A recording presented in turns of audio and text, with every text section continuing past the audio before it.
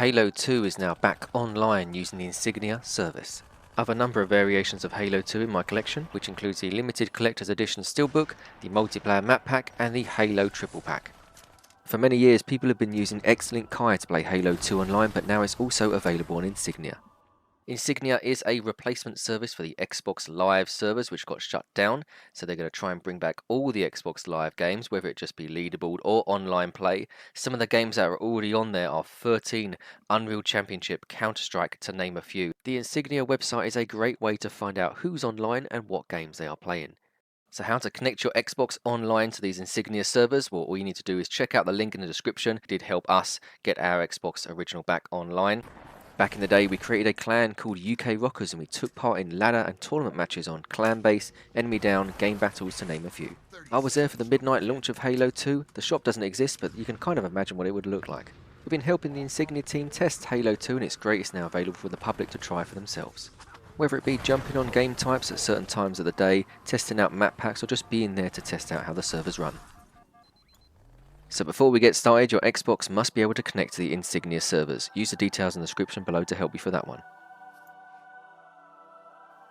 Make sure that you're using version 1.5 for Halo 2. Update this either using the installer or other methods.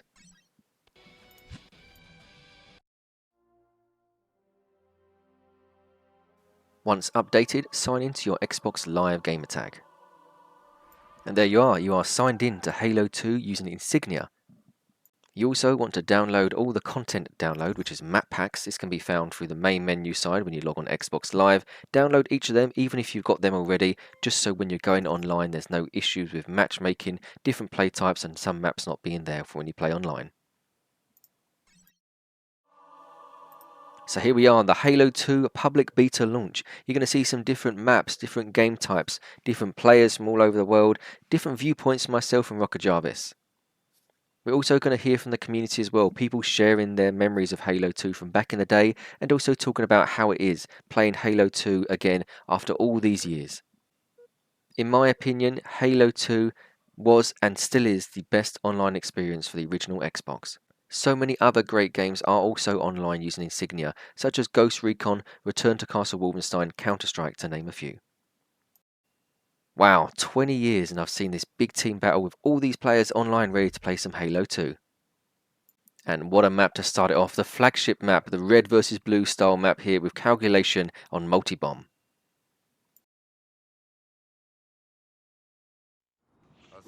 Yo yo, hello there, this is RockerJarvis. So yeah, putting it bluntly, Halo 2 is an excellent game and an even better multiplayer experience. I mean, it has its campaign mode, but back in the day, when everyone was playing Halo 2, it was for the multiplayer experience, and it's no different now.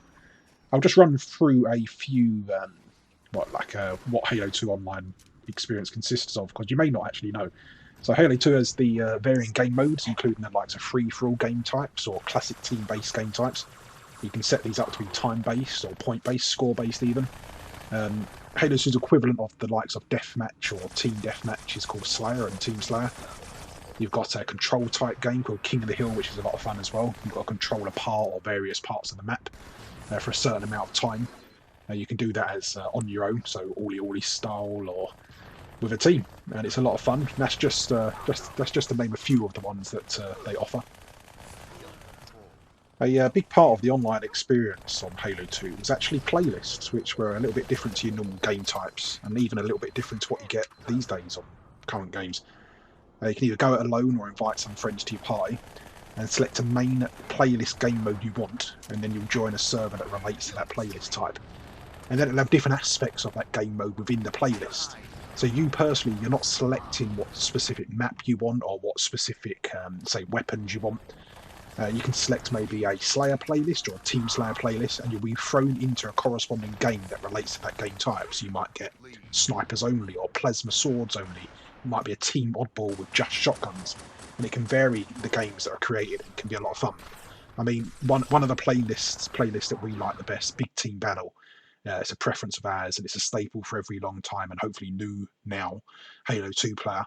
It's basically the biggest game modes on there, with a maximum of 8 versus 8 players on generally the bigger maps, and again a random game type. So you won't actually know until the loading screen comes up of what you're actually playing. And it brings a lot of variety to the gaming evenings, as most of the time you'll be getting different game types and different playlists that you can select through.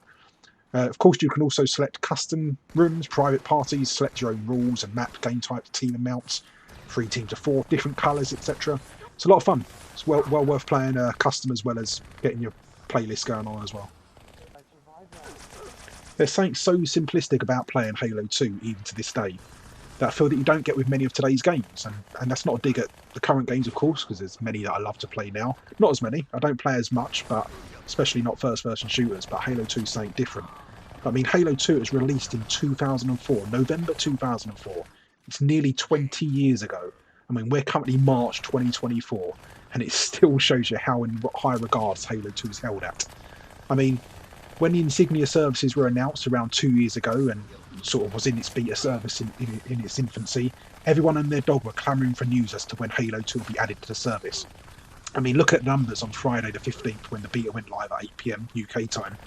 I checked the Insignia Live website when it's tracking all what games are currently being played. 419 people online in 31 different game sessions. It felt like Xbox Live Evolved, it really was. So my first memory of Halo 2 actually is one of disappointment.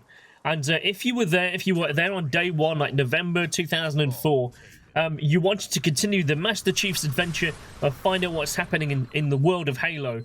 But what happened is that if you were there back on that day one, you would have known that the game didn't work. There was this massive recall of every copy of Halo 2 that happened in the first couple of days. There was a game-breaking bug that meant something on the menu didn't work, or you couldn't get into the game to play. So there was this massive recall that happened. And I had bought the steel bookcase edition, so I'd paid £10 more. It was a nice steel bookcase, like a silver case. So I ring Microsoft customer support, and they're like, yes, we're doing a massive recall.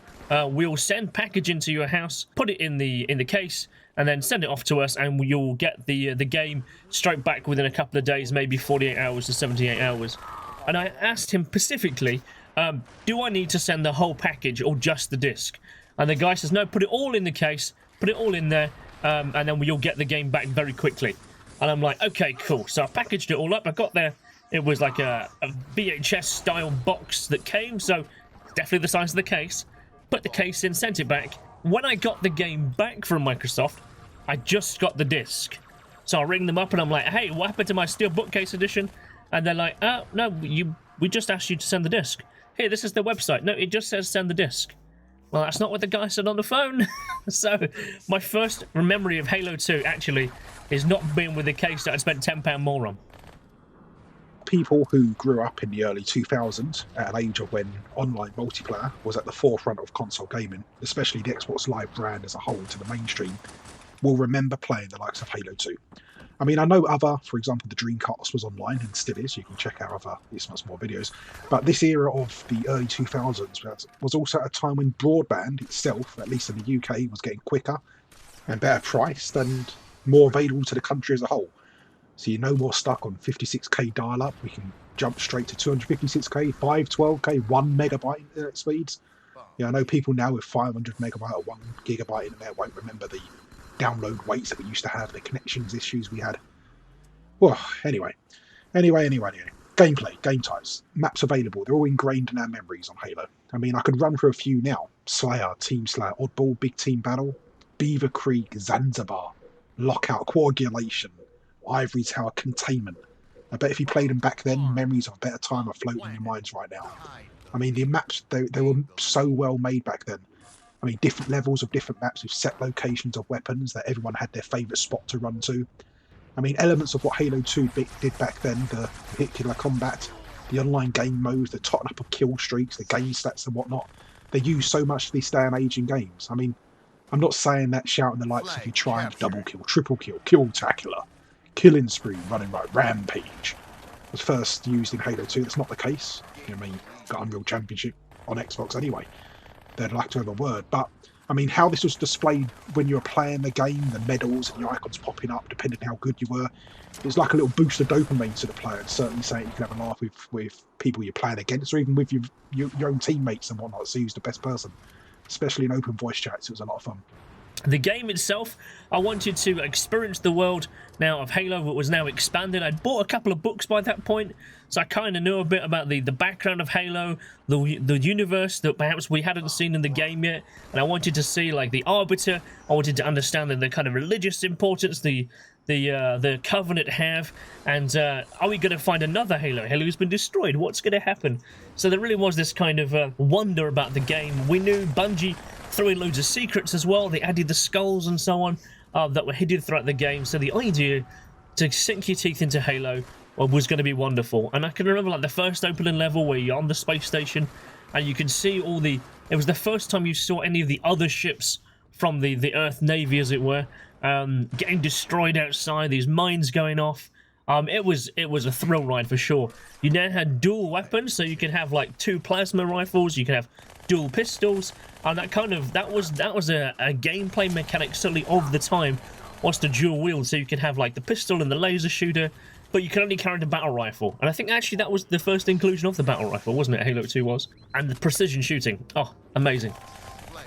Talking about chats, the best way in my opinion these days to play on Insignia is with the likes of Discord. I mean, you can connect to full room, be it on your phone, PC, or even use current Xboxes. I mean, I use my Xbox Series X and S. I connect to Discord with my headset, and then I come and play on the original Xbox. So I'm able to chat in one room on my headset and play the Xbox in the other. I mean, it's not to say that the chat features that are currently implemented on Insignia via Halo 2 or any other game currently don't work. They do, they all work. But I mean, it's just a bit hard sometimes getting, you know, the actual communicator headset, the adapter for the original Xbox, a working mic for the original Xbox, and you also still get the same people playing music or shouting down the open mics on Halo, even though it was a lot of fun back then. These days, you know, we're all at an age where if that was 20 years ago, we're definitely 20 years, and we're in our 30s now, so we don't really need that shouting down. We just want to have a chat while we're playing some games. So yeah, I mean, I personally would recommend, if you're playing Insignia, maybe use Discord. If you have the option to an original Xbox mic and the other person has as well, do it that way if you want. It might be a preference, and at least give a throwback to how it used to be. But using Discord is a lot less hassle than what it could be. I mean, a lot of people are already using it for the likes of PC gaming anyway. So yeah, if you're playing Insignia, even though the chat rooms are up and working on Halo, you can see in the video in the background there's people talking every now and then. You hear it even come through on the gameplay. It just feels so much easier to use Discord or whatever sort of online voice service you use. But I think everyone uses Discord these days. Even me at my old age, I'm getting used to it. Multiplayer really took off with Halo 2, and in fact, I suppose in many ways it was the premier shooter on the first Xbox. Because of course before that you had Wolfenstein, you had Unreal, but nothing like Halo. Halo was now here to stay. And for those who remember, it was a time when they introduced matchmaking. Before that it was all a kind of lobby system, but Halo 2, Bungie introduced matchmaking. That's kind of now seen as the standard for raids. How you would play online, you can jump straight into a game ranked against teams and opponents who were the same kind of level as you. So the multiplayer online experience was always a competitive level because there were players who were of your skill set. That was really cool to follow. You had the ability to create those little emblems, little icons. You had customization of your online armor. So it was like color schemes and patterns and designs and stuff. So your Spartan became you. I mean, as soon as we jumped on today, the muscle memory just clicks in. I mean, in most cases you start with an SMG, but then you go and try and get rid of that, find a BR, battle rifle, maybe get a plasma pistol or Magnum as your secondary weapon or dual weapon, stock up on a few sticky bombs and go on a hunt. I mean, the way the game flows from death to respawn just works so well. You have your little live kill cam during the countdown to your respawn, so you can try and plan your revenge and head straight to where you saw that person running. It's much better than just, you know, a blank screen, maybe with just stats showing, and then you respawn. The way Halo 2 handled this was engaging and never felt left to fight. I mean, just think for a second as well. Halo 2, you can't even sprint. I mean, you have your normal speed that you all run, that everyone runs, but there's no sprint button. You can't run quicker, you can't double jump. There's no, like, slide, there's no climb animation. You can't hold multiples of weapons. I mean, you hold 2 weapons. You press your Y button to change between your main weapon and your secondary weapon, or your dual weapon and your single weapon. But you can't hold 10 different weapons, for example. It's just 2 weapons. You're moving at your set speed. You can carry two types of different grenades, and your sticky and a normal grenade. I mean, anyone can pick up and play Halo 2. All you need to basically know is the right trigger and the analog stick to move. That's it. I mean, so many games of today now, you need to know the dictionary from back to front. But it can be daunting to some people. It's easy to pick up and play on Halo 2. And for better players out there, which are a lot of, we got our first match handed to us. There's also a lot to master as well. At that time, of course, UK Rockers, we were playing together. We were playing Wolfenstein. We were playing Unreal. We were playing Project Gotham. But Halo just became like the go-to crucial game to play because it had everything. All the different game types you could play. The fact that we could just go on as a clan and go on as a community and just wreck other teams. It's always good fun. We did the Euro Battles ladder. I can remember that. We came out first in that. But there was like a real good community about it because you could have like up to I think 8 people in your party. You could kind of and then you could go into any of the multiplayer games online and you all had voice chat. For those who remember, of course, the first Xbox had all these kind of weird voice commands, so you could be a little child, or you could be a gruff adult, you could sound like a Skeletor, or you could sound like a robot. So you'd have all your friends come on, and they're all sounding with these different like voice masks on. That was pretty funny. I mean, even in my time of playing Halo 2 back in the day, and this is on release mine, I mean, it was one of our midnight launches titles that we queued up for. I mean, a lot of people in that era couldn't wait for Halo 2. We all queued up for it. So yeah, I mean, we remember queuing up for this back in the day, midnight release. Anyway, I was never very good at the game, but even if you're not very good at the game, you can jump on the game and have a great laugh. You pick up a sniper, boom, boom, boom. Just like that. I mean, you can get in a party with multiple people, 8 people, 10, 12, 16 people, for example, all getting a voice chat, and it can be a great gaming experience. Also, this can be new experiences as well. I mean, we had a lot of people throughout the evening, the beta release last night, of people saying, I've never played Halo 2 before. And you sort of got to remember, it's like we're saying, it's 20 years old. Some people weren't even alive then. I mean, some people might have been young and they've just got into it. But, I mean, some people are saying, I've never played Halo 2. I've never played Xbox Live in its original state before. This is what Insignia are doing. They're bringing back Xbox how it was. I mean, this is a great experience for new and old, for everyone involved. Back in the day. Now, Halo 2 actually was probably a high point of the original Xbox. You had such a fun community of players. You know, you find yourself matched up against other clans and teams. And I think that also was a time when people started changing their gamer tags or creating a whole new gamer tag that had the clan tag in front of it. And I seem to recall an update later on where the clan tag became an option in the game to add on. So if you didn't have a clan tag as part of your gamer tag, you could have it additionally at the front, so you knew you were in the same team online. I mean, you can see from the footage now that Halo 2 still looks great. It looks spectacular. I mean, the colour palette helps a lot as well. All of the maps have this unique look to them and a feel to them. I mean, you've got the greys, the blues, the darkish tones of Lockout. You've got Coagulation, which have the bright greens, the browns of the mountains and the sky, and everything has that nice feel that you remember. Once you start playing the maps, you'll learn certain areas to go to as well, the nooks and crannies to hide in, the locations of certain items, rocket launchers, shotguns, snipers, the plasma sword, getting ready to set up the game to your advantage. I mean, just quickly putting a finger on it as well, there are actually 2 different power-ups in the game you can collect as well, Overshield and Active Camo. They generally recharge over time once picked up, or if one or both of them are on certain maps as well. So it's another element that people will learn where these power-ups are, go to, find for yourself, gain a team advantage. I mean, it's just something that's part of playing Halo 2. You get used to it as you're playing more and more, and everyone on Xbox Live and Insignia are going to be playing it more and more as we go on.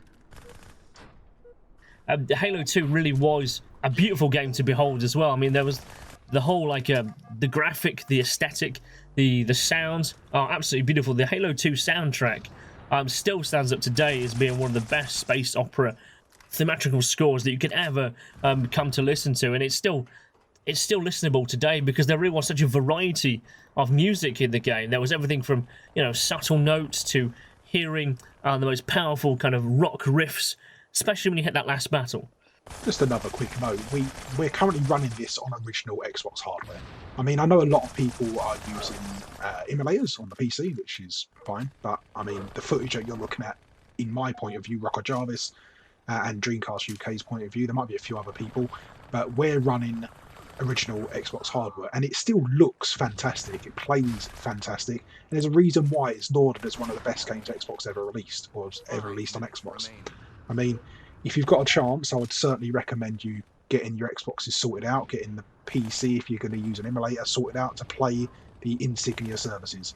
Insignia is still in beta. The Halo 2 services right now is still in beta. It's, you know, it's an open beta. So remember, there might be issues where the services have to go down and whatnot, and patches need to be brought out by the Insignia team. But always keep an eye on the Insignia website, insignia.live. You can check out the Discord as well. I mean, keep in contact with us as well. It's much more. You can find us on all the normal socials. But I tell you what, the other disappointment comes in is the last act of the game, really. You have this moment where you're in the enemy base, you're plowing through, this incredible rock riff hits, but you're supposed to just stay still and watch and be quiet. And you're seeing the enemies fight each other, and you gotta get involved. This music is spurring you on to charge forward and get in there. But if you're playing on any like the hard and legendary difficulties, it was a suicide mission, which actually felt really good because you wanted to know how long you could last in that case. But then what happens, so you have this crescendo battle, then you go into the final fight, as it were, and then it's just like, the Master Chief says, well, we're going to finish the fight. We've got to get somewhere else. And you're like, okay, let's go. And then you realize that's the end of the game. And it just ends on such a point that it's going to be like, yeah, there's more. No, there's not. And I think for a lot of people, that just felt like a really hollow ending. But these were my memories of Halo 2 and what it meant, and especially to the online community. It really was. So many games, so many gamers could flock to a title, and Halo 2 was certainly one for UK rockers. One final note as well, just to mention. A lot of people were saying that once Halo 2 is released on Insignia, it'll be the only game that people play in that service, which I'm sure a lot of people will play it. It's what people have been clamouring for. They've been waiting for Halo 2. But I'm not sure. I think there's dedicated groups that might come across from X-Link Kai, where they were playing Halo 2 like every weekend. But I mean, when Halo 2 was on last night, there was 20 people playing Steel Battalion Line of Contact. There was people on Phantasy Star Online. There was a few on Tony Hawk's American Wasteland, Star Wars Battlefront 2, Auto Model Esther, Tetris, Worlds Online, Call of Duty 3, Splinter Cell, Pandora Tomorrow. I mean, I even saw someone playing Xbox Video Chat. This might actually get people on the Insignia services ready for Halo 2, but they'll jump on some of the other 170 odd titles currently available on Insignia and join us for some classic Xbox Live action on these different games. I mean, we play Outrun 2 coast to coast. I mean, we have people that play Rally Sport Challenge, Spike Out Battle Street, Ghost Recon Island Thunder, Pro Evo. There's loads of games there that people play. So hopefully this will mean you might also jump on some of the other 100 odd games, 170 odd games that have online services available. And it's only going to grow the Insignia service. Thank you very much, Christian and RockerJarvis, for your input on this video about Halo 2 and the online experience as well. That was the Halo 2 public beta launch gameplay footage online, showcasing some custom matches, matchmaking, and a load of great stuff there. Hopefully you've enjoyed this video. If you have done, why not click on the like button, think about subscribing to the channel if you haven't done so already, and leave us a comment below about Halo 2 if you've played this before, this is your first time going online for the Xbox original. Want to know more information about Insignia? Use the details in the description below, and we'll see you again soon. Take care, all the best. Bye bye.